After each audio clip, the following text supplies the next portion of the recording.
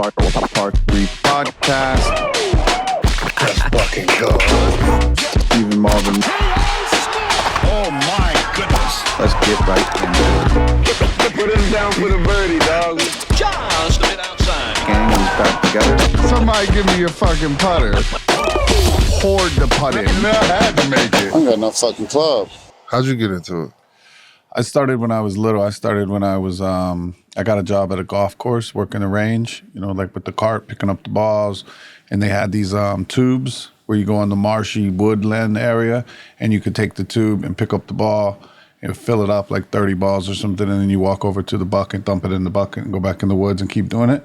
And so you had that option, or you could just take a club and hack them out into the middle of the range. And then you could get in the cart and pick them up. So that's really how I learned how to hit the ball. So I was 12 working at a driving range, and then I would chip the balls out of the woods. The older kids like working there, because I was like the youngest. So the older people working there, then they played all the time, and they would go out after work and this and the other. And so I realized that like the only way they're going to invite me to be able to play with them is if I can figure it out, if I can actually play, if I can handle myself and understand, like, one, how to hit the ball, but two, like, the little nuances and such of golf. Like, it's not only about hitting it, it's like who hits first and where you stand and when you're silent and, like the manners and such of it is important too. So that at that point I was thinking, I got to get better. I got to get better at golf. And I had played tennis before, so I understood how to hit spin. Like I could hit top spin, or I could hit cross court, or I could hit like a cut. I realized hitting like a slice is like hitting an approach shot or a cut in tennis. You got to spin the ball. And so I learned how to spin the ball based off of the tennis. There was an assistant pro who kind of like took a liking to me or something as a kid. And then he started to give me lessons and kind of help me to get it, figured out. My pops played, so I always wanted to get better to be able to play with him and his friends and all of that. And so I started young, and I got decent by the time I was probably like almost 16. Mm-hmm. And then some of my friends got cars, and the last thing I wanted to do was hit balls all day at the range when everybody else was doing everything but golf. So I bailed, and I didn't golf anymore. I went to art school in Atlanta, and I didn't have a way to make money, so I figured I could caddy because I'd already learned like why I would get tips. If you pull up, I'll pull up on you right when you pull in. I'm at your trunk. Pop, get the bag, how you doing? Maybe if I remembered your daughter's name or your wife's name, I'd ask how they are, and then bang, you hit me with a 20 just because every time. So then I start, I check cars and shit. I know who's coming down the hill tee times, and I'd be in the parking lot like waiting, like Mr. Smith's on his way. I got his ass today. Whoop, get the bag. And so I knew I could make tips at the golf course, and I didn't really have any intentions of playing. So I was probably like 19. All the other caddies, we would play every Monday. So the caddies could play for free on Monday, and they'd walk like 36 holes. And all week long, you'd be talking about bets and talking shit and who's going to beat who. And, so it became this whole thing. So then at that point, I was like, I'm in, I'll play with y'all. And then I had to start practicing. So then I'd go to the driving range a couple of days a week, not tell any of them. Go hit balls, go practice, go chip, and just so I could gamble with all of them on Mondays. So then I did that. The addiction was back. 3-4 years straight in Atlanta where I caddied and golfed. And then I moved to New York City and I abandoned it again. Did ad agency, marketing, publishing stuff. And I never played once in New York. And then when I was 33, my wife, Erica, we were pregnant with Remington, my second son. And I was out partying and doing too much, and she was tight. I came in at like 9 a.m. She was tight, and so I said, look, we're in this together. I won't drink or party until you have the baby because, it's my baby too. So just because you're preggy doesn't mean you sit at home and I go be a derelict. So I'll just chill and stay home. And so she was like, oh, you're the best husband ever. You're the greatest dad. And then I'm like, how in the world am I going to stop partying and going to nightclubs every night? How am I going to do it? And I was done. She wasn't angry anymore, but I had committed to not partying and drinking and, doing drugs and shit. So then I figured I'll just start golfing again. So I started getting tee times at like Angeles National. Anywhere I could get tee times, I'd get them as early as humanly possible. So it would make sure I'd at least have something in my head where I'm like, well, I'm going to go to bed early because I'm playing at, 7:05. I'm teeing off. So then it took about 2-3 days. And then I switched the addiction of partying and everything else to golf. And then I was like doing flyovers on the holes where I go on the hole and look on the computer and it's like, oh shit, I'm gonna hit 4-iron on the first hole. I hit 3-wood on the second, driver.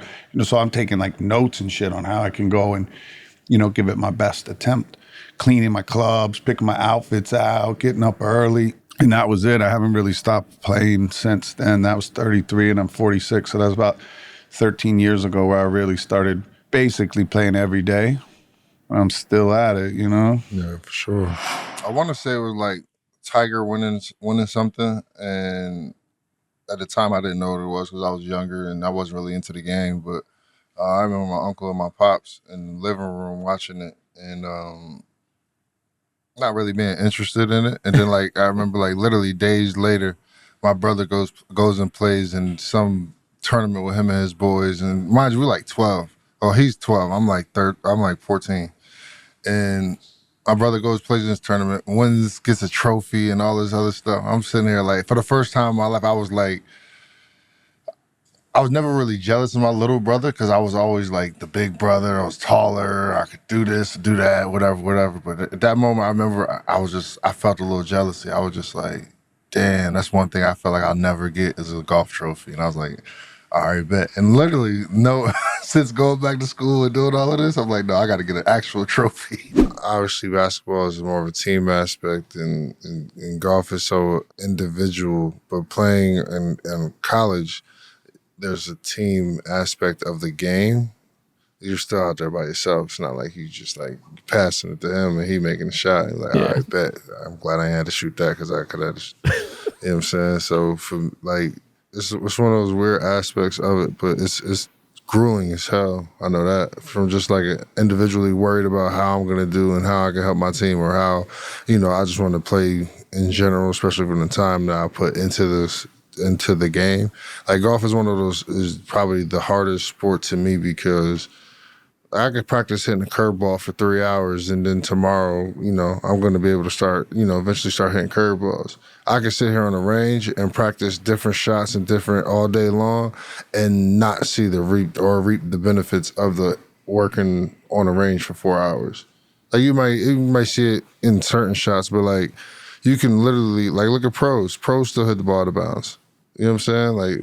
It's one of the hardest games going. So for me, when you put it into actually competing, when you got to roll everything in. I didn't grow up playing the game, so I grew up.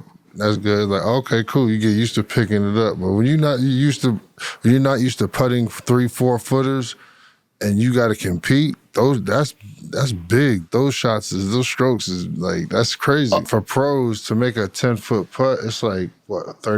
33%. And in a basketball, the average pro is 75-80% of free throw. That's true. Damn. You know what I'm saying? Steph shoot 92%, and he's one of the best. The best golfer, he's probably, the average is 33, the best golfer is probably, 37% making percentage? I think golf's each shot is the same amount of pressure. You can practice it all day long, and he can shoot free throws in the gym all day and make hundreds of them. But then when you have to make one to win the game, it's a little different. Yeah. Right? But with golf, 100%. It's the same shit. Like he's saying, you can practice all day long. You can hit 50-yard nippy wedges all day on the range and then go play and somebody presses the bet and there's pressure and you got a 50-yard shot and the ball's sitting there not moving in the fairway. Everything's perfect and you chunk it 3 foot or scull it out of bounds. It's it can't happen like that. Most other sports, for you doing layups, it's the easiest thing you've ever done in your life. You're not going to wake up one day and then airball layups. It's not going to happen. No. But with golf, you could be on the range at 5 p.m.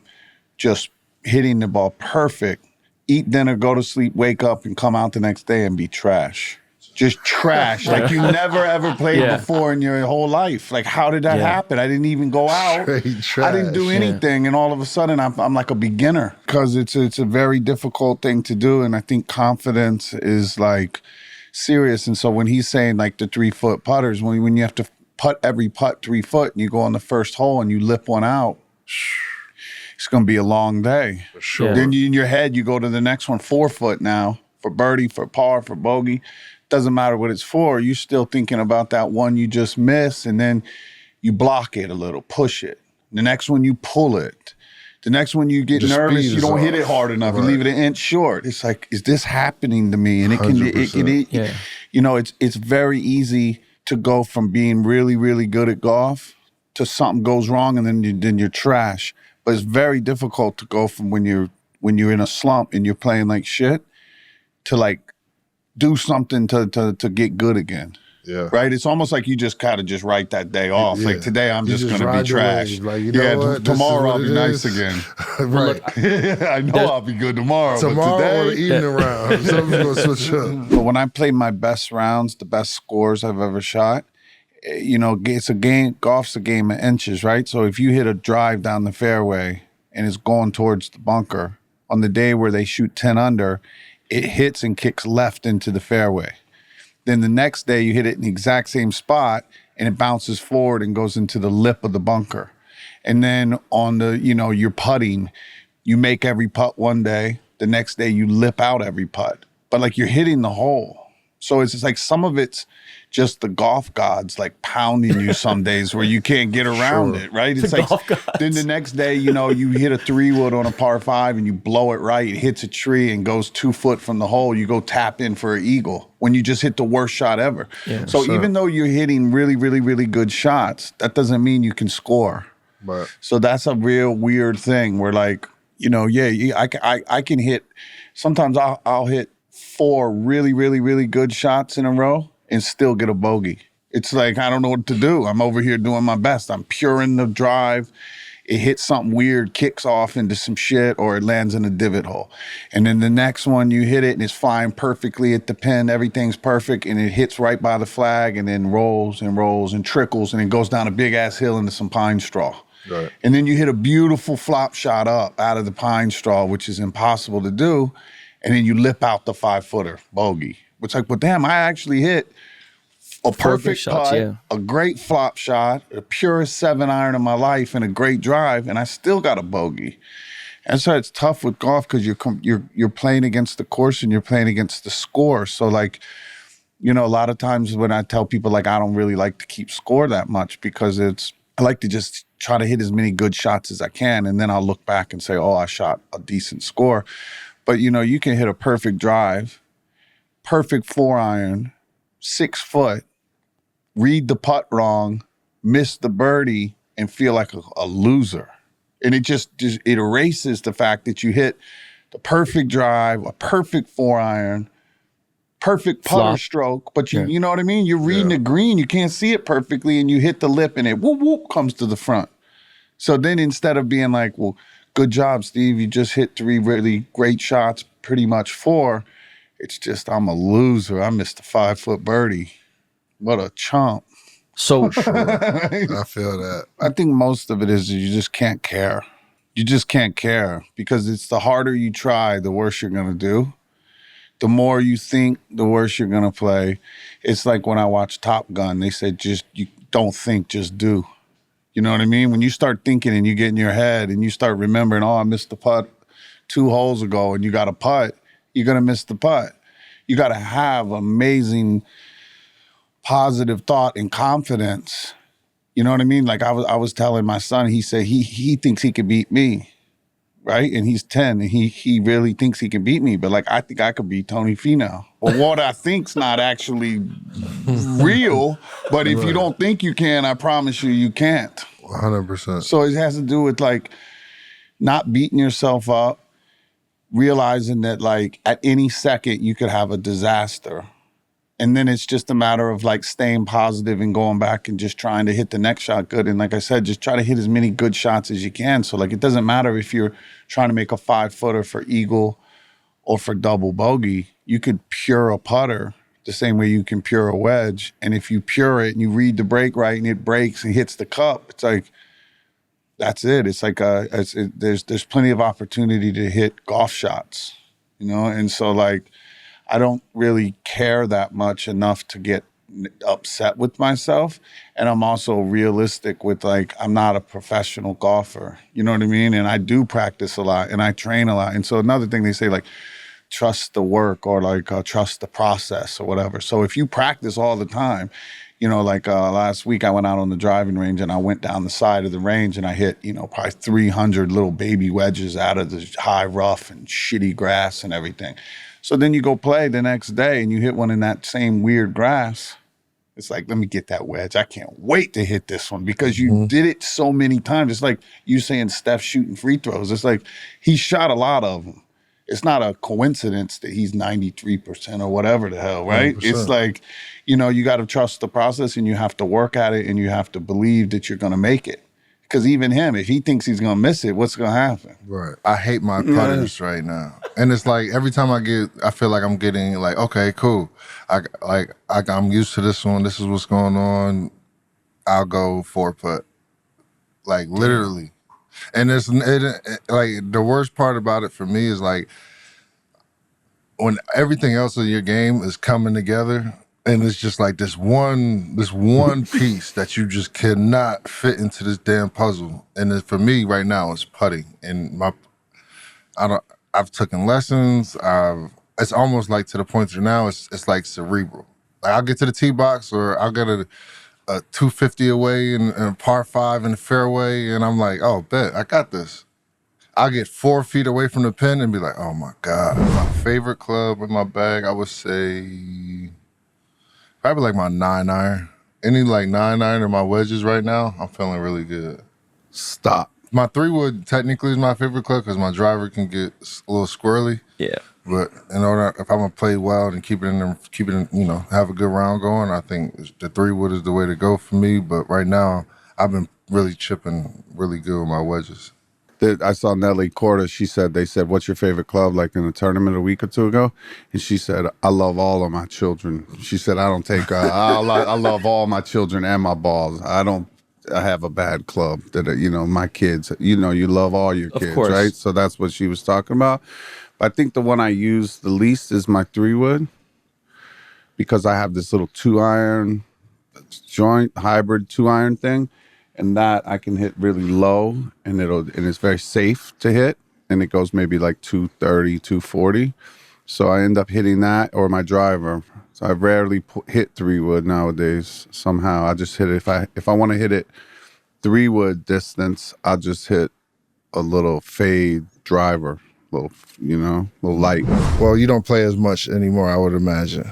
No. But when you do play, what's your favorite club in the bag? You're going to laugh. Yeah. My favorite club in the bag, and it's been this way for the last couple of years, is my 11-wood. 11 Yes, wood. I have an 11-wood in my bag, and it is the most reliable club in my bag. What type of iron would that be? 5 iron.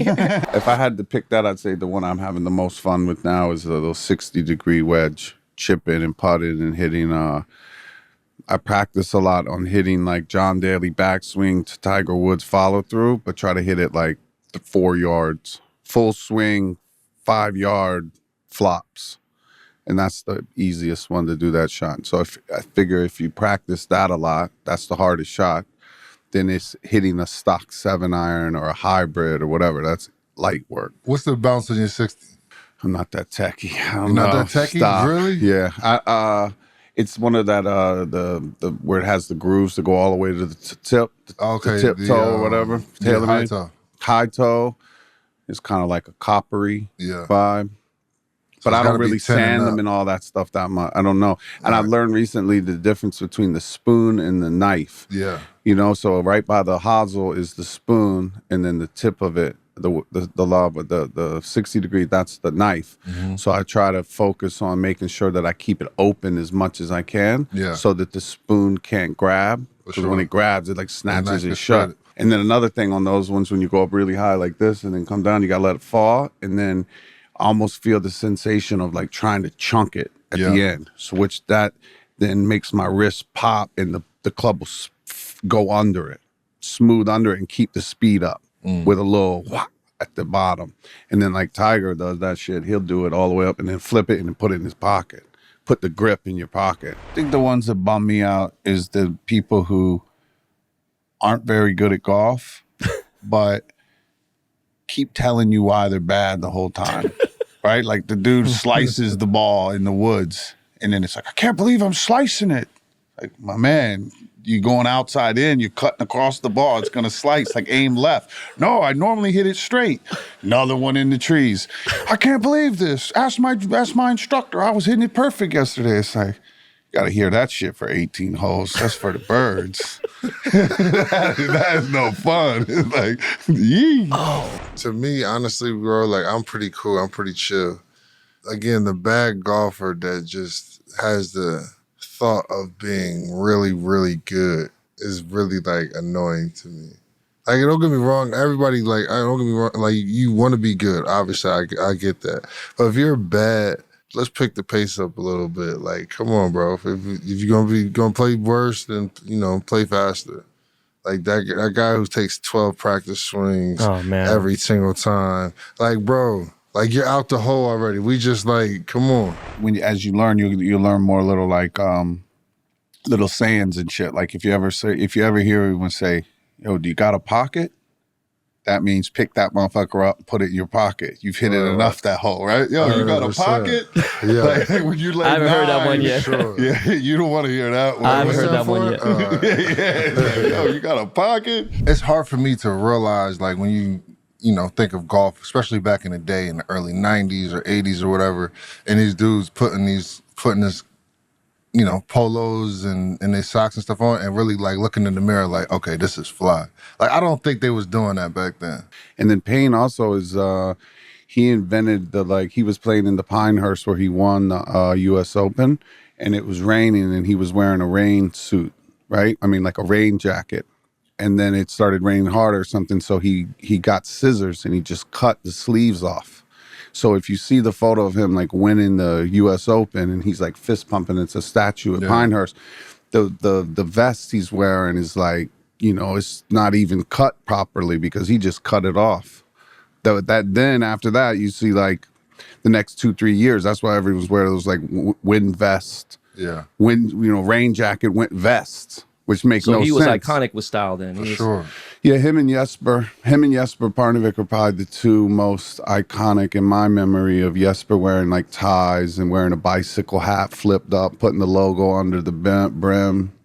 I was gonna ask. I was like, was Payne Stewart any good? But then she said he won the U.S. Open. Yeah, he was great. So he was good. But he was like, he was a little tweaky where had like, like, I don't say demons, but like there was definitely a lot going on, like in his mind and off the course, and depression, I think, and different wild stuff was going on. And then he would like publicly talk about all that stuff too. So even with the fashion, they didn't, they were very conservative, and dude was like talking about stuff that people have a hard time talking about now even. And then the poor guy wrecked in an airplane. How long you been playing? I've been playing probably, we're talking about 9 years now. Really? Yeah. I didn't play when I was playing baseball. I thought it would mess up my swing, but as I've gotten to the point I'm at now and playing better, I think it would have helped my swing, to be honest with you. Wow. Now I'm starting to understand inside the ball, turning that right hand over to, based on the wind, leaving the club open. Hold on, you're not about to sit here and tell me you understanding that after you hit 500 home runs, bro. Over 500. Now you get like, that's wild. Well, I tried to play one time in 1992 with Fred McGriff. I just got traded over to the Padres. He took me out on the golf course. Actually, we stayed on a golf course, and the first hole, I had a driver in my hand, and I hit the ground so hard, my shaft went flying down the fairway. He kicked me off the course. I ain't been back since. Don't even worry about it, bro. Don't even worry about it. When I was younger, my dad has always really been into golf. So he wanted to play with me, and I was just kind of running around doing whatever. And then so what he did is he just put me in lessons.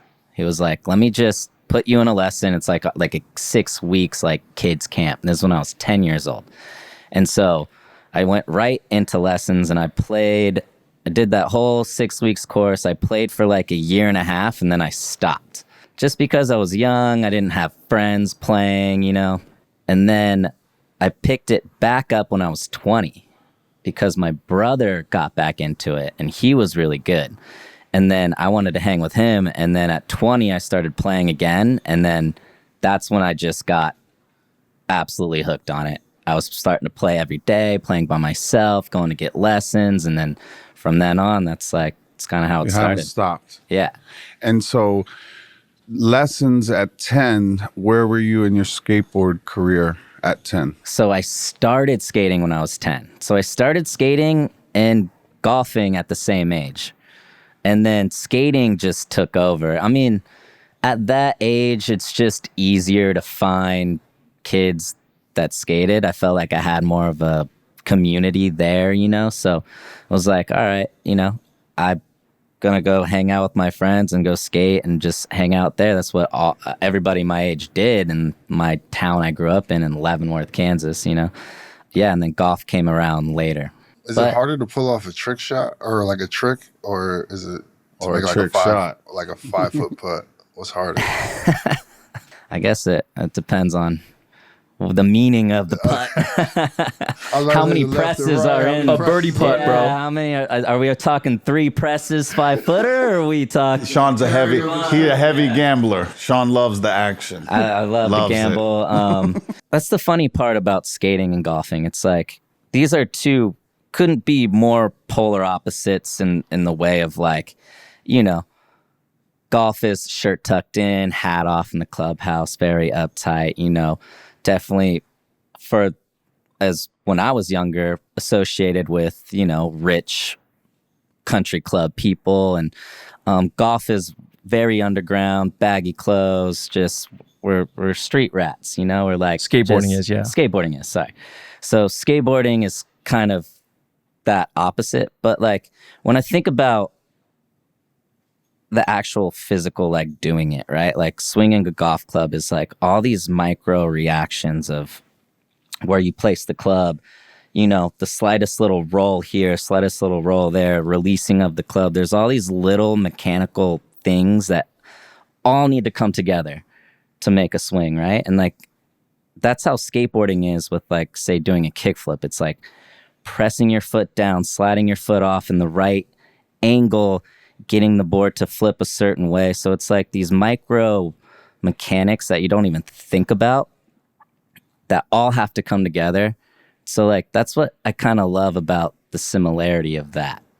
And that's like when I play golf, I think about that, and that's what I try to like bring into skating as well, is like to try to, you know, these are very complicated moves all happening in a very short, fast time. And it's about how to calm your mind and kind of let things happen. Honestly, I feel like playing golf this long has actually made me a better skateboarder in that way. Wow. With like patience. And then there's like, you can't get in your head about hitting a bad shot. You can't get in your head about skating, about falling. You know, it's like, these are two things that are trial and error that will, you know, it'll drive you nuts if you focus too hard on the bad things, besides learning from it and then taking that with you into the next shot or the next trick or the next competition. And yeah, I mean, that's what made me, once I realized that at like 20 years old, that's what kept me in golf. And like, that's what I love so much about it. You know, golf is such an eclectic sport that brings people together. I've loved this cat from the beginning, man, you know, and been supportive of his gear, and he's been great. And you have been a big fan of basketball. Congratulations and everything. And then I asked you, I said before, I wish you to become a pro because it would make all of us very happy. I appreciate it. I'm And it's working. good for the game. Yeah. The first question I ask of everybody that I think is cool or maybe not cool is that, do you golf? It reveals your character in the good and the bad. When I was working at the Laugh Factory in the late 90s, there was this guy that I saw all the time. We started talking about golf. We played at Griffith Park because we weren't members anywhere. And he hit his first ball and he duffed it and he chipped the other one, hit it out of bounds. And I said, hey, man, just relax, you know. And he looked at me and he goes, why don't you fucking just worry about hitting your ball and I'll worry about hitting mine. I never spoke to that dude since then. It reveals, you know, usually, you know, if you're in a bad relationship and everybody knows, they don't say shit. And then you're living in your car, you're like, hey, man, you looked happy. But in golf, they'll just say, pick it up. I mean, imagine you go to a club, shit anywhere, so, yo, man, pick it up. Let's go. Just pick it up as a gimme. Take her home, get out of here, take them home. Don't work so hard. Relax. Dude, where's my clubs, right? Like, where's my fucking clubs? Malto drops them off at JR, like, because he did not have the hotel till tonight and or today. I'm like, where the fuck is everyone, right? Where's my clubs? This dude shows up in the 11th hour, right? Oh, clubs are in your bag. Clubs are on the cart, right? Clubs on the cart. And I'm like, sick. It's like, where's my shoes? I'm like, Malto, where's my shoes? Doesn't answer. Like nothing, right? Not till the end of the round. Take my bag off the cart. I'm like, my fucking bag's heavy. Why is it so fucking heavy? Me and Paris like go to the bathroom, come back. I was like, what's this lump? My shoes are in my bag. Oh my God. Slipping the whole round. No, it's fine. It's dry. Look at this. I got the dad shoes too. Like, how long you been playing? I don't want to tell you. I mean, it's like longer than you know. Probably been like, fuck. I was probably like 20. It was Gavin. The real Gav. The real Gav. You may know him from his his real estate fame, right? Yeah, right. Real estate fame. But before that, he actually could stand on a skateboard and do tricks. Believe it or not. Sweet. But this motherfucker was like, hey, we should golf. So we used to live together at the time in our apartment. And he's like, we should golf. His dad had like, he had clubs for him. He actually used to play a little bit maybe, but he's like, we should play golf. And we go to Los Feliz pitch and putt and like, let's play golf. Next thing you know, we're like golfing. And that's where I learn right there. Los Feliz pitching putt. And what did you think at first when the real Gav said, let's go golfing, honestly? I was like, what? Why? Why? Yeah. Why? It's boring. It's fucking boring. You see that shit on TV and you're like, no. No. Nope. And then you grab a club, swing it. You're like, damn, I didn't hit it good. Let me hit it. I can do better. Try again. Hit one, flies, almost gets to the green. You're like, oh, that's why. I could do it. Yeah. It's so funny. And it's so technical too. It is actually like skateboarding. We've talked about this before, but it's like golf is so tech. That's the thing that hooks you, right? Especially as a skateboarder. Like everything I do is super tech, right? And like it's analytical, it's all up here and down here, right? And so now it's here and here, right? But same shit. Timing. It's everything now. Like you're like, oh, I was late. I fell back. I did this. I did that. Head came up. Yeah, head came up. I didn't release. I did release too much. I pulled it. It's like so. It's stupid. Actually, the game is so dumb. In playing with him a bunch, that little thing he just did, it happens for 18 holes. Yeah. Every shot. It's like I fell back. I didn't do this. Yeah. I lost it on the lower. Just so the last one, I'm going to do this to adjust. You're constantly to the last one, trying to fix the mistake on the last shot. Or no, you hit one good. You're like, how the fuck did I do that? Right? That's the other thing. You're like, well, I didn't think about anything. When I was growing up, if you said golf in high school, you got your ass kicked. So I didn't touch a golf club until I was about 18 years old. I joined the fire department. I was a paramedic. Couldn't even grow a mustache. But all of them golfed. So I wanted to be one of the men. So I started golfing. It was like pretty cool. Right at Whitsett too, at Weddington. And after about 3 or 4 years of seeing, smelling, and touching what I did, which they shouldn't let an 18-year-old be a paramedic, I'm like, fuck it. So I started golfing. And I started doing a little hustle, like teaching. I was horrible as a golfer in the beginning. And after about 2-3 years, started getting a little bit better. And then one day, Smokey Robinson comes to Weddington. I was probably about a 7 handicap at that time. I'm like, oh, that's Smokey. So I used to have these little red caps you put in a cap gun. So I got the stall right behind him. Licked the cap, put it on, bang! He had to look at my shit, my swing. After 2 or 3 swings, I'm like, he's interested. Oh, good swing and all that stuff. Next day, I get a phone call at the front desk. It's Smokey. I'm like, oh, yes. Student lessons. I love it. He says, hey, listen, can you meet me at my lawyer's office in about an hour? I'm like, fuck, I killed his eardrums. I'm going to get sued. Instantly, 3-year contract to go play professionally. He moved me to Palm Desert. And by the way, it was a 7. Who the fuck sponsors a 7 handicap? So he gave me the full-blown sponsorship thing. Full-blown. And after about a year, didn't make 1 cut. That sucked. It was horrible. The next year, I started winning doing cuts. And I realized then that there's no way I'm good enough to make the PGA Tour. I never touched a golf club. No junior golf. It's that difficult out there. So I called him up. I'm like, I think we should call it. He goes, no, let's go 1 more year. He's an awesome guy. Then after that, I started teaching. I just love to teach. I could teach 24 hours a day. I would do it. You teach a lot now. I just love it. I just love it. And I love the fact that nobody practices the right way. You all fucking suck for a reason. Because you do. Nobody practices right the right way. How often do you practice? Too much. Oh, well, that's good. But you're, what, 1 scratch? No, I'm a 3.8 right now. That's damn good. I know how much you practice. Forget it. Golf, it's never funny when somebody gets hit, but listen, if they're not paying attention, it's funny as fuck.